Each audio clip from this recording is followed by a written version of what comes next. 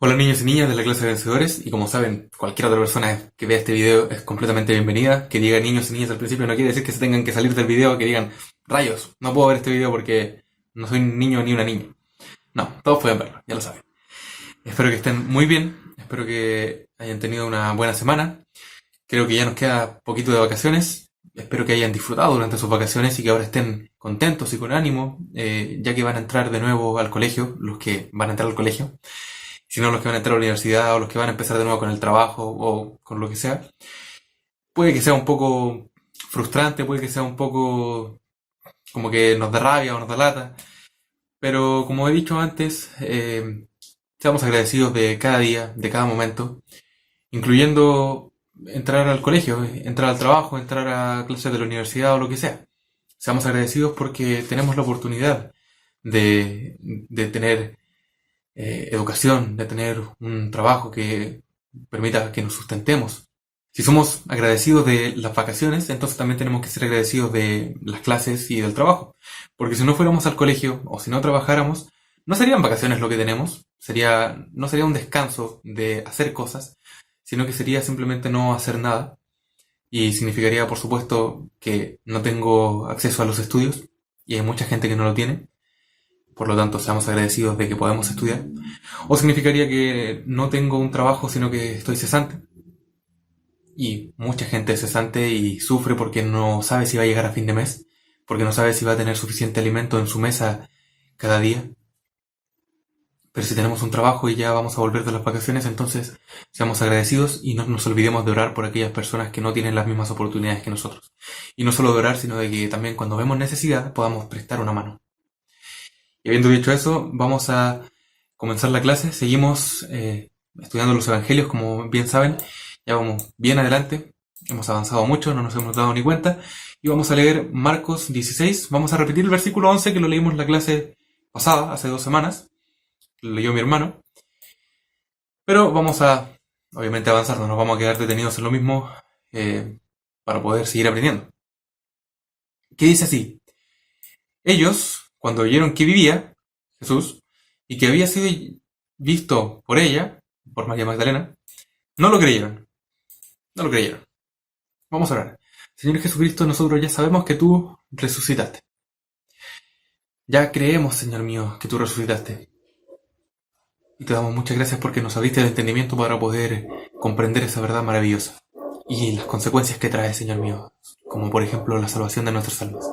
Te ruego, Señor mío, que podamos aprender en esta clase lo que tengamos que aprender, lo que tú, Espíritu Santo, quieras enseñar en nuestros corazones. Abre nuestro entendimiento, nuestros ojos, nuestros oídos para poder entender y hacer esto parte de nuestra vida. En el nombre de Jesús. Amén. Bien, no creyeron los discípulos. No creyeron. Pero vamos a devolvernos un poco. Porque aquí sucede que Jesús se había aparecido a María Magdalena y ella fue a contarle a los discípulos y ellos no lo creyeron. Pero antes de eso había pasado otra cosa.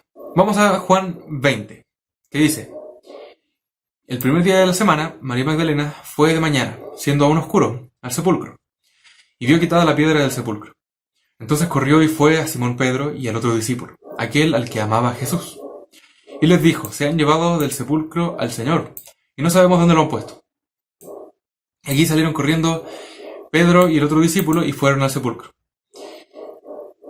Corrían los dos juntos, pero el otro discípulo corrió más aprisa que Pedro y llegó primero al sepulcro. Y bajándose a mirar, vio lienzos puestos allí, pero no entró. Luego llegó Simón Pedro tras él y entró en el sepulcro, y vio los lienzos puestos allí, y el sudario que había estado sobre la cabeza de Jesús, no puesto con los lienzos, sino enrollado en un lugar aparte. Bien, habíamos visto algunas semanas atrás que José de Arimatea y Nicodemo se habían encargado de dar sepulcro al Señor. Se habían encargado de untar su cuerpo con ungüentos, de ponerle las especias que ellos, por sus tradiciones, ponían, de enrollarlo con estos lienzos. Era como una momia, obviamente no es una momia egipcia, porque no era Egipto. Pero enrollaron su cuerpo y ahora primero entra Pedro y ve que estos lienzos están ahí, pero están puestos en la forma del cuerpo, pero no hay ningún cuerpo. Esto fue lo primero que pasó.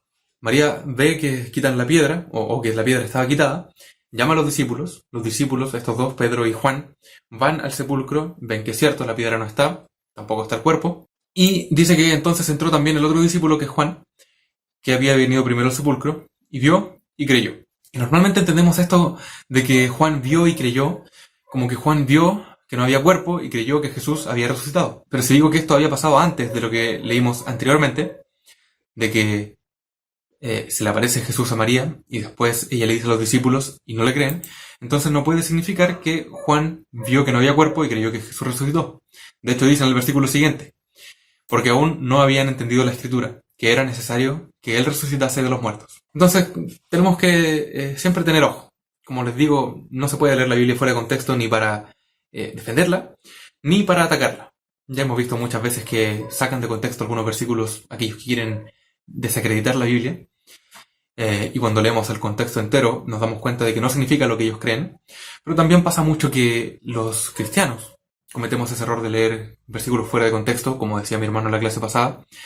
A veces son cosas que no están correctas, como algunas declaraciones de los amigos de Job, y a veces son cosas que puede que estén correctas, pero no por lo que dice el versículo, sino porque aparece en otra parte.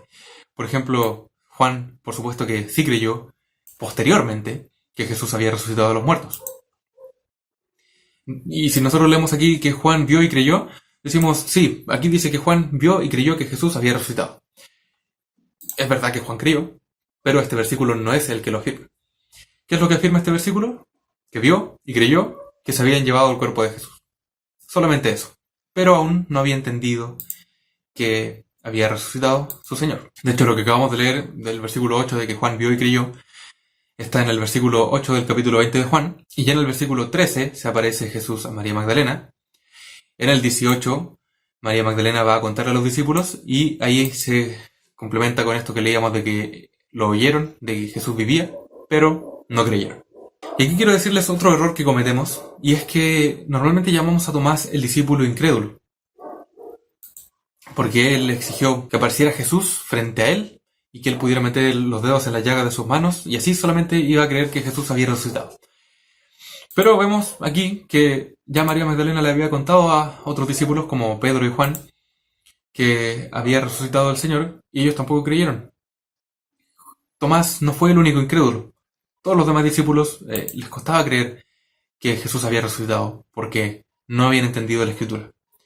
Porque no habían entendido la necesidad de Jesús de resucitar, de volver a la vida. Pero sabemos que no quedaron por siempre con esta incredulidad. Sabemos que posteriormente llegaron a creer que Jesús había resucitado y lo empezaron a predicar y se empezó a esparcir el Evangelio. Por algo se escribieron estos libros, Juan y otros 3 libros que escribió Juan. Y vamos a ver que van creyendo de a poco los discípulos de Jesús. Primero cree María Magdalena, los discípulos, los 11 que quedan, no creen todavía. Pero dice el versículo 12 de Marcos 16, pero después apareció en otra forma a 2 de ellos, a otros discípulos, fuera de los 11, pero también discípulos, que iban de camino, yendo al campo. Esto no se detalla mucho en Marcos, pero en Lucas ya se cuenta mejor la historia. Que dice, y he aquí 2 de ellos, iban el mismo día a una aldea llamada Emaús, que estaba a 60 estadios de Jerusalén. E iban hablando entre sí de todas aquellas cosas que habían acontecido. Sucedió que mientras hablaban y discutían entre sí, Jesús mismo se acercó y caminaba con ellos. Mas los ojos de ellos estaban velados para que no le conociesen. Y les dijo, ¿qué pláticas son estas que tenéis entre vosotros mientras camináis? ¿Y por qué estáis tristes? Respondiendo uno de ellos, que se llamaba Cleofas, le dijo, ¿eres tú el único forastero en Jerusalén que no has sabido las cosas que en ella han acontecido en estos días? Entonces él les dijo, ¿qué cosas? Y ellos le dijeron, de Jesús Nazareno, que fue varón profeta, poderoso en obra y en palabra delante de Dios y de todo el pueblo. Y como le entregaron los principales sacerdotes y nuestros gobernantes a sentencia de muerte, y le crucificaron. Pero nosotros esperábamos que él era el que había de redimir a Israel. Y ahora, además de todo esto, hoy es ya el 3er día que esto ha acontecido. Aunque también nos han asombrado unas mujeres de entre nosotros, las que antes del día fueron al sepulcro. Y como no hallaron su cuerpo, vinieron diciendo que también habían visto visión de ángeles, quienes dijeron que él vive. Y fueron algunos de los nuestros al sepulcro y hallaron así como las mujeres habían dicho, pero a él no le vieron. Entonces él les dijo: Oh insensatos, tardos de corazón para creer todo lo que los profetas han dicho. ¿No era necesario que el Cristo padeciera estas cosas y que entrara en su gloria? Y comenzando desde Moisés y siguiendo por todos los profetas, le declaraba en todas las escrituras lo que de él decían. Leemos bastante. En resumen, iban dos discípulos de Jesús. Recordemos que los 12 no eran los únicos discípulos, sino que Jesús tenía una red enorme de discípulos, de gente que escuchaba y seguía sus enseñanzas, simplemente que 12 eran más cercanos, e incluso de ellos 12 había 3 que eran mucho más cercanos. Y estos discípulos iban a Emaús. Iban hablando entre sí, iban conversando, casi como cuando uno veía una película con un amigo y después sale y quiere puro hablar de la película.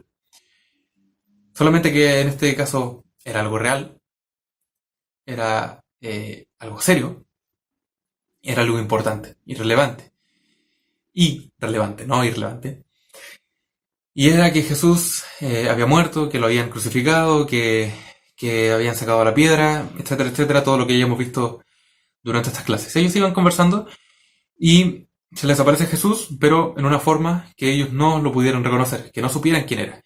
Y a mí me parece muy bonito en un principio que no tuvieron miedo de predicar. Prácticamente lo que hicieron fue predicarle a Jesús acerca del mismo. Le hablan acerca de un varón profeta poderoso en obra y en palabra delante de Dios y de todo el pueblo. Los discípulos, los 11, sabemos que se fueron a esconder porque tenían miedo, excepto Juan, se fueron a esconder porque tenían miedo de lo que pudieran hacerles por ser seguidores de Jesús. Y estos hombres no tuvieron miedo de hablar con un extraño acerca de quienes ellos creían que era Jesús, es decir, el Mesías, el que iba a redimir a Israel, y sabemos nosotros al mundo entero. Me gusta mucho eso de que no tuvieran miedo de contarlo, ni estuvieran avergonzados, porque ellos pensaron que quizás se habían equivocado, que quizás no era el Mesías, porque no entendían bien, al igual que los otros, que tenía que resucitar Jesús, que era necesario que muriera. Pensaron que se habían equivocado, pero no se avergonzaron de contar aquello que creían. A veces nos pasa esto. A veces nos pasa que ponemos nuestra confianza en Dios, ojalá siempre pongamos nuestra confianza en Dios, y las cosas parecieran no salir a nuestro favor, sino incluso en nuestra contra. Porque sabemos que Dios no obra en pos de nuestra voluntad, sino que obra según su voluntad, que es mejor que la nuestra. Y a veces pareciera que quedamos humillados cuando no pasa lo que nosotros esperamos, o quizás lo que sería mejor para nosotros. Confiamos en Dios, no sé, estudié mucho, algo simple, estudié mucho, y le oré al Señor y le dije a mis compañeros que yo confío en Dios y me va mal. Me va mal en la prueba. Quedo como humillado porque yo dije que confiaba en Dios y me fue mal. ¿Acaso Dios no existe? ¿Acaso Dios no me ayuda? No es eso, quizá te pusiste nervioso, quizá estudiaste menos, quizá las preguntas estaban enredadas o cualquier cosa pudo haber pasado y no significa que Dios no exista. Y si después de haber dicho que confías en Dios y que oraste para que te fuera bien, etcétera, y ves que te va mal y sigues diciendo yo sigo confiando en Dios, no significa que Dios no exista porque me fue mal, no significa que yo deje de creer. Eso es algo muy bueno. No te avergüenzas de haber puesto tu confianza en Dios y de que no haya resultado las cosas según tu voluntad, porque sabes que la voluntad de Dios es mayor. En fin, estos hombres entonces pensaron que podían haberse equivocado, pero no se avergonzaron de lo que creían. Y es normal que estuvieran desanimados porque ya iban 3 días de que Jesús había muerto. Pero pareciera que estaban remontando un poco en su esperanza, porque dice, aunque también nos han asombrado unas mujeres, bla, bla, bla, y dicen que Jesús está vivo. Querían tener esa esperanza. Como les digo, no se avergonzaron de lo que creían y aún querían creerlo. Y aquí Jesús les dice que les explica que era necesario que Cristo resucitara de entre los muertos. Y les explica muchas cosas que ya hemos visto desde hace muchos años. Nosotros, al menos cuando yo llegué a esta clase a ser maestro, empezamos con José y pasamos por muchos episodios de la Biblia, por muchos personajes, Jesús les contó desde Moisés hasta todos los profetas acerca de lo que ellos decían de Jesús mismo, tal como hemos hecho nosotros. Se debe haber demorado menos seguramente porque Jesús es el más sabio de todos y tiene que haber sabido cómo resumir diciendo las partes exactas y necesarias sobre estas profecías. Y finalmente llegaron a la aldea a donde iban, que era Emaús. Y él hizo como que iba más lejos. Estuvieron más o menos 2 horas conversando. Mas ellos le obligaron a quedarse, diciendo, quédate con nosotros porque se hace tarde, y el día ya ha declinado. Entró pues a quedarse con ellos. Y aconteció que, estando sentado con ellos a la mesa, tomó el pan y lo bendijo, y lo partió y les dio. Entonces le fueron abiertos los ojos y le reconocieron. Mas él se desapareció de su vista. Y se decían el uno al otro, ¿no ardía nuestro corazón en nosotros mientras nos hablaba en el camino, y cuando nos abría las Escrituras? Y levantándose en la misma hora volvieron a Jerusalén y hallaron a los 11 reunidos y a los que estaban con ellos, que decían, ha resucitado el Señor verdaderamente y ha aparecido a Simón. Entonces ellos contaban las cosas que les habían acontecido en el camino y cómo le habían reconocido al partir el pan. Entonces Jesús les iba contando acerca de sí mismo y lo que había sobre él en las Escrituras. Les contó como 2 horas de puros profetas y profecías para que fueran entendiendo. Se hizo tarde. Llegaron a donde tenían que llegar, hacen que Jesús se quede con ellos, Jesús parte el pan y en este acto, por alguna razón, simplemente porque Dios lo quiso así, ellos reconocen quién es, ellos se dan cuenta de que este hombre era Jesús. Y Jesús desaparece. Y aquí es divertido porque después de que habían obligado al Señor, o a este forastero, según ellos, a quedarse porque ya era tarde, ellos mismos al darse cuenta de que era Jesús, salen corriendo enseguida, un camino de 2 horas, a Jerusalén. Se devuelven. Decían que era muy tarde, que ya había declinado el sol, que se quedara Jesús, pero cuando se dieron cuenta de quién era, fueron inmediatamente. Ya no les importó que no hubiera luz, ya no les importó la distancia que acababan de recorrer, no les importó que fuera tarde, no les importó estar cansados, no les importó nada. Se levantaron enseguida y volvieron a Jerusalén y hallaron a los discípulos. Y aquí pasa algo un poco extraño, porque decíamos que los discípulos no habían creído. Y ahora decimos que los discípulos, cuando estos 2 llegan con ellos, estaban conversando de que había resucitado el Señor y que se había aparecido Simón. Es un poco extraño, pero lo que algunos dicen es que después de haber ido al sepulcro Pedro y Juan, Pedro seguía un poco perplejo, Pedro seguía un poco confundido, con incertidumbre, no solamente por no ver el cuerpo del Señor en el sepulcro, sino también porque, recordemos, había negado a su Señor, había negado a su amigo.